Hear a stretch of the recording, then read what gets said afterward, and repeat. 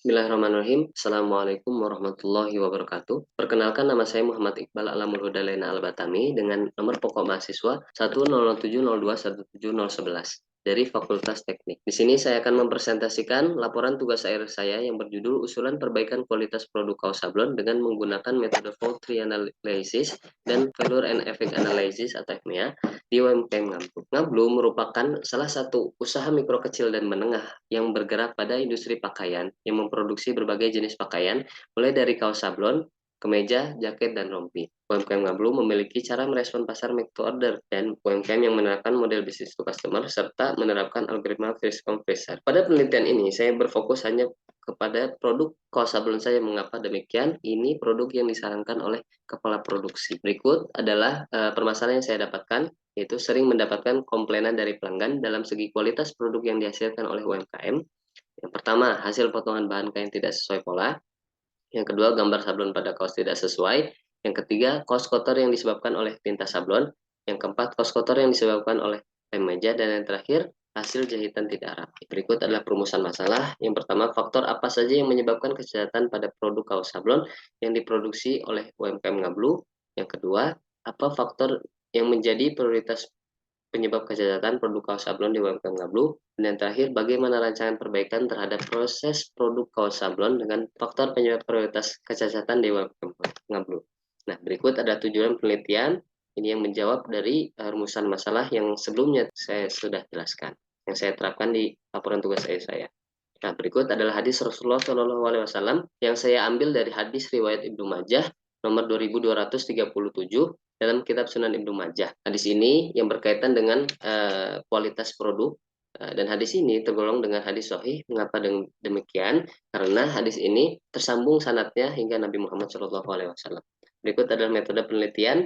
Yang pertama yaitu studi pendahuluan, studi literatur, mengidentifikasi masalah dan tujuan masalah, menentukan batasan masalah, pengumpulan data sekunder dan primer, mengidentifikasi mode kegagalan, menentukan efek kegagalan, menentukan penyebab kegagalan menggunakan FTA, selanjutnya menentukan rating skala SOD, selanjutnya menghitung nilai RPN, selanjutnya mengurutkan prioritas kegagalan berdasarkan nilai RPN, membuat usulan perbaikan, dan yang terakhir kesimpulan dan saran. Nah, berikut adalah data pemesanan kaos sablon dan jumlah kaos sablon yang mengalami cacat. Nah, dari data ini bisa disimpulkan hasil persentase total kecacatan yang diperoleh sebesar 1,04% dari total yang diproduksi sebanyak 169.325 produk. Nah, berikut adalah menentukan penyebab kegagalan menggunakan metode FTA. Nah, bisa saya jelaskan satu, yaitu hasil pemotongan bahan kain tidak sesuai pola. Bisa didapatkan basic eventnya. Yang pertama itu pekerja baru, kelelahan operator, pisau mesin potong tumpul, dan yang terakhir garis kapur mudah terhapus. Nah, berikut adalah penentuan nilai RPN, Risk Priority Number.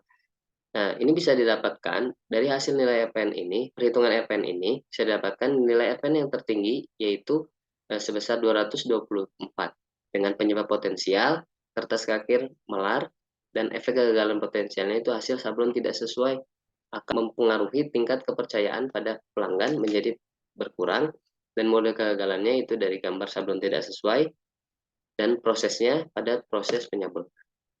Berikut adalah metode 5W1H yang saya urutkan dari rank pertama atau nilai RPN yang tertinggi, yaitu kertas kakir melar. Yang berikut adalah kesimpulan yang saya tarik dari laporan tugas saya. Yang pertama, faktor penyebab terjadinya produk menjadi cacat diantaranya yaitu bersumber dari faktor manusia, mesin yang digunakan, alat yang digunakan, dan bahan material yang digunakan. Yang kedua, penyebab kecacatan yang menjadi prioritas utama yaitu pada mode kegagalan, gambar sablon tidak sesuai, dan penyebab potensial yang dimiliki yaitu kertas kakir mengalami melar dengan nilai RPN 224. Dan yang terakhir, adapun perbaikan yang diusulkan dalam penelitian ini yaitu melakukan peningkatan pengawasan, memberi waktu istirahat yang cukup bagi para pekerja, pembuatan display campuran warna gradasi tinta sablon, mengadakan pelatihan rutin, mengganti pisau mesin potong, dan yang terakhir meningkatkan perawatan pada mesin. Nah, berikut adalah saran yang saya ajukan untuk laporan tugas saya atau masalah-masalah yang ada pada UMKM Ngablu. Yang pertama, UMKM Konveksi Ngablu perlu mengadakan pelatihan terlebih dahulu untuk pekerja baru agar pekerja baru mampu beradaptasi dan bisa melakukan pekerjaan sesuai dengan pekerjaan yang akan dilakukan perusahaan juga perlu melakukan pengawasan secara lebih intensif terhadap pekerja baru agar kesalahan hasil pekerjaan yang menyebabkan kecelakaan dapat dikurangi. Dan yang terakhir, menentukan penelitian selanjutnya dapat meneliti secara lebih detail mengenai waktu istirahat yang optimal dengan mempertimbangkan lamanya waktu kerja dan beban kerja. Mungkin hanya ini yang bisa saya sampaikan. Kurang lebihnya mohon maaf. Assalamualaikum warahmatullahi wabarakatuh.